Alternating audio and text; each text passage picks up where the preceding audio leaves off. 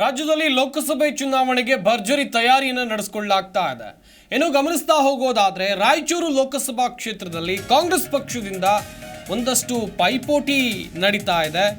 ಸುರಪುರ ಹಾಗೇನೆ ಶಹಾಪುರ ಕ್ಷೇತ್ರಕ್ಕೆ ಟಿಕೆಟ್ ನೀಡಬೇಕು ಅನ್ನುವಂಥ ಒತ್ತಾಯ ಕೇಳಿ ಬಂದಿದೆ. ಕಾಂಗ್ರೆಸ್ ಟಿಕೆಟ್ ಆಕಾಂಕ್ಷಿ ರವಿ ಪಾಟೀಲ್ ಪೂರ್ವಭಾವಿ ತಯಾರಿಯನ್ನ ಮಾಡಿಕೊಂಡಿದ್ದಾರೆ. ಶಹಾಪುರ ನಗರದಲ್ಲಿ ಮುಖಂಡರ ಸಭೆಯನ್ನು ಕೂಡ ರವಿ ಪಾಟೀಲ್ ನಡೆಸಿದ್ದಾರೆ ಎನ್ನುವಂಥದ್ದು ಗೊತ್ತಾಗಿದೆ. ರಾಯಚೂರಿನ ಲೋಕಸಭೆ ಕ್ಷೇತ್ರ ಇದರ ವ್ಯಾಪ್ತಿಗೆ ಬರುವಂಥ ಸುರಪುರ ಹಾಗೆಯೇ ಶಹಾಪುರ ಮತಕ್ಷೇತ್ರಗಳು. ಇಲ್ಲಿ ನಡೆದಿರುವಂಥ ಸಭೆ ಕಾಂಗ್ರೆಸ್ ಪಕ್ಷದ ಟಿಕೆಟ್ ಆಕಾಂಕ್ಷಿಗಳ ಪಟ್ಟಿ ದೊಡ್ಡದಿದೆ. ಕಾದು ನೋಡಬೇಕಾಗತ್ತೆ ಹೈಕಮಾಂಡ್ ಯಾರಿಗೆ ಮಣೆ ಹಾಕಬೇಕು ಅಂತೇಳಿ. ಇದಕ್ಕೂ ಮುಂಚಿತವಾಗಿ ಒಂದಷ್ಟು ರಾಜಕೀಯ ಚಟುವಟಿಕೆಗಳು ಇಲ್ಲಿ ಗರಿಗೆದರಿದೋರದ್ದು ಸ್ಪಷ್ಟವಾಗಿ ಗೊತ್ತಾಗ್ತಾ ಇದೆ. ರವಿ ಪಾಟೀಲ್ ತಮ್ಮ ಕಾರ್ಯಕರ್ತರು ಹಾಗೆಯೇ ಸಂಗಡಿಗರ ಜೊತೆ ಮಾತುಕತೆಯನ್ನು ನಡೆಸಿ ಶಕ್ತಿ ಪ್ರದರ್ಶನ ಮಾಡುವಂಥ ಕೆಲಸವನ್ನು ಕೂಡ ಮಾಡ್ತಾ ಇದ್ದಾರೆ. ರಾಯಚೂರು ಹಾಗೂ ಯಾದಗಿರಿ ಲೋಕಸಭಾ ಕಾಂಗ್ರೆಸ್ ಪಕ್ಷದ ಅಭ್ಯರ್ಥಿಯಾಗಿ ನಾನು ಒಬ್ಬ ಆಕಾಂಕ್ಷಿಯಾಗಿ ಇಲ್ಲಿ ಬಂದಿದ್ದೀನಿ. ಇವತ್ತು ಸುಮಾರು ರಾಯಚೂರು ಲೋಕಸಭೆಯಲ್ಲಿ 8 ವಿಧಾನಸಭಾ ಕ್ಷೇತ್ರಗಳು ಬರ್ತವೆ. ಅದರಲ್ಲಿ ಸುರಪುರ, ಶಹಾಪುರ, ಯಾದಗಿರಿ ಸಹಿತ ಇವತ್ತು ಈಗಾಗಲೇ ನಾವು 2 ಮತ್ತು 3ನೇ ಸುತ್ತಿನ ಏನು ಓಡಾಟವನ್ನು ಶಾಸಕರನ್ನ ಹಾಗೂ ಬ್ಲಾಕ್ ಕಾಂಗ್ರೆಸ್ ಅಧ್ಯಕ್ಷರುಗಳನ್ನು ಹಾಗೆ ಮುಂಚೂಣಿ ಘಟಕಗಳ ಅಧ್ಯಕ್ಷರುಗಳನ್ನು ಈಗಾಗಲೇ ಭೇಟಿ ಮಾಡಿದ್ದೀವಿ 2-3 ತಂಡವಾಗಿ. ಈಗ ಹಂತವಾಗಿ ಈಗ 3ನೇ ಮತ್ತು 4ನೇ ಹಂತವಾಗಿ ಏನು ಬ್ಲಾಕ್ ಅಧ್ಯಕ್ಷರುಗಳನ್ನು ಇಟ್ಕೊಂಡು ಇವತ್ತು ಏನು ಶಹಾಪುರದಲ್ಲಿ ನಗರಸಭೆಯ ಅಭ್ಯರ್ಥಿಗಳನ್ನು ಮತ್ತು ಪರಾಜಿತ ಅಭ್ಯರ್ಥಿಗಳನ್ನು ಮತ್ತು ಪ್ರಮುಖ ಮುಖಂಡರನ್ನ ಇವತ್ತು ಸಭೆಗಳನ್ನು ಆಯೋಜನೆ ಮಾಡಿದ್ದಾರೆ. ಅದಕ್ಕೋಸ್ಕರ ನಾನು ಇಲ್ಲಿನ ಶಾಸಕರು ಹಾಗೂ ನಮ್ಮ ನೆಚ್ಚಿನ ಏನು ಮಿನಿಸ್ಟ್ರ್ ಇದ್ದಾರೆ ಅವರಿಗೆ ನಾನು ದರ್ಶನಾಪುರ ಸಾಹೇಬರಿಗೆ ಮೊದಲನೇದಾಗಿ ನನ್ನ ಅಭಿನಂದನೆಗಳನ್ನು ತಿಳಿಸ್ತಾ ಇದ್ದೀನಿ. ಹಾಗೆ ಜೊತೆಯಲ್ಲಿ ಜಿಲ್ಲಾ ಕಾಂಗ್ರೆಸ್ ಅಧ್ಯಕ್ಷರು ಹಾಗೂ 2 ಬ್ಲಾಕ್ ಕಾಂಗ್ರೆಸ್ನ ಶಹಾಪುರ ಮತ್ತು ಕೆಂಬಾವಿ ಬ್ಲಾಕ್ ಅಧ್ಯಕ್ಷರು ಸಹಿತ ನಮಗೆ ಒಳ್ಳೆಯ ಒಂದು ಸಹಕಾರ ನೀಡಲಿ ಮಾಹಿತಿ ಕೊಡ್ತಾರೆ ನಮ್ಮ ಪ್ರತಿನಿಧಿ ವೀರೇಶ್ ರೆಡ್ಡಿ ದೂರವಾಣಿ ಸಂಪರ್ಕದಲ್ಲಿ ಜಾಯ್ನ್ ಆಗ್ತಾ ಇದ್ದಾರೆ. ವೀರೇಶ್, ಗಮನಿಸ್ತಾ ಹೋಗೋದಾದ್ರೆ ಲೋಕಸಭೆ ಚುನಾವಣೆಗೆ ಕಾಂಗ್ರೆಸ್ ಪಕ್ಷ ಈಗಿನಿಂದಲೇ ತಯಾರಿ ನಡೆಸಿಕೊಂಡಂತೆ ಕಾಣ್ತಾ ಇದೆ.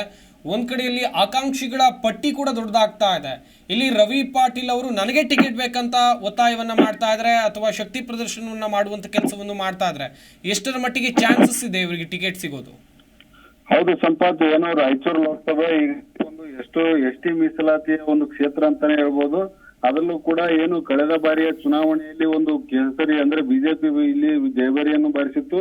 ಆದ್ರೆ ಕಳೆದ ಬಾರಿಯ ಒಂದು ಏನು ಅಭ್ಯರ್ಥಿ ಆಯ್ಕೆಯಲ್ಲಿ ನಡೆದಂತ ಕಾಂಗ್ರೆಸ್ನಲ್ಲಿ ನಡೆದಂತ ಒಂದು ಗೊಂದಲ ಈ ಬಾರಿಯ ಆಯ್ಕೆ ಪ್ರಕ್ರಿಯೆಯಲ್ಲಿ ನಡೆಯಬಾರದು ಎನ್ನುವ ನಿಟ್ಟಿನಲ್ಲಿ ಈಗಾಗಲೇ ಅಭ್ಯರ್ಥಿಗಳು ಕೂಡ ತಮ್ಮ ಬೆಂಬಲಿಗ ಮುಖಂಡರ ಜೊತೆಯಲ್ಲಿ ಈಗ ಸಭೆಯನ್ನು ನಡೆಸುವ ಮೂಲಕ ತಮ್ಮ ಪ್ರಾಬಲ್ಯವನ್ನು ಏನು ಹೈಕಮಾಂಡ್ ಮೂಲಕ ತೋರ್ಪಡಿಸುವ ಕೆಲಸಕ್ಕೆ ಈಗ ಮುಂದಾಗಿರುವಂತದ್ದು. ಅದರಲ್ಲೂ ಕೂಡ ಏನು ಯಾದಗಿರಿಯ ಒಂದು 2 ಕ್ಷೇತ್ರಗಳು ಈಗ ಏನು ರಾಯಚೂರು ಲೋಕಸಭೆ ವ್ಯಾಪ್ತಿಗೆ ಬರೋದ್ರಿಂದ ಈಗಾಗಲೇ ಒಂದು ಅಭ್ಯರ್ಥಿಯ ಆಕಾಂಕ್ಷಿಗಳೇನಿದ್ದಾರೆ ಅವರು ಕೂಡ ಈಗ ಬಂದು ಇಲ್ಲಿ ಸ್ಥಳೀಯ ಮುಖಂಡರು ಇರ್ಬೋದು ಮತ್ತು ಕಾರ್ಯಕರ್ತರ ಜೊತೆಯಲ್ಲಿ ಒಂದು ಸಮಾಲೋಚನೆ ನಡೆಸುವ ಮೂಲಕ ಹೈಕಮಾಂಡ್ ಮೇಲೆ ಒತ್ತಡ ಹೇರುವಂತ ಕೆಲಸ ಮಾಡ್ತಾ ಇದ್ದಾರೆ ಅಂತಾನೆ ಹೇಳ್ಬೋದು.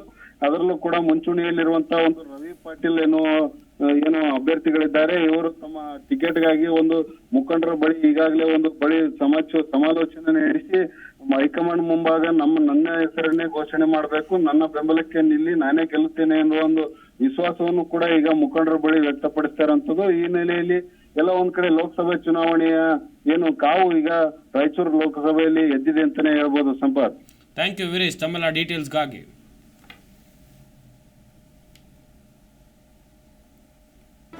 ಜಿ ಕನ್ನಡ ನ್ಯೂಸ್ ಈಗ ನಿಮ್ಮ ಮನೆಯಲ್ಲೇ ನೋಡಿ. ಎಲ್ಲ ಕೇಬಲ್ಗಳಲ್ಲಿ ಈಗ ಲಭ್ಯ. Sun Direct 292, Jio TV 1334, U digital 162, City cable 51, GTPL 17, Abhishek cables 821, Rock Line telecommunication 51, Shri Basaveshwara number 60, Vinayaka digital number 53, in digital number 896ರಲ್ಲಿ. ನಿಮ್ಮಿಸ್ತದ ಜಿ ಕನ್ನಡ ನ್ಯೂಸ್ ನೋಡಿ ಆನಂದಿಸಿ.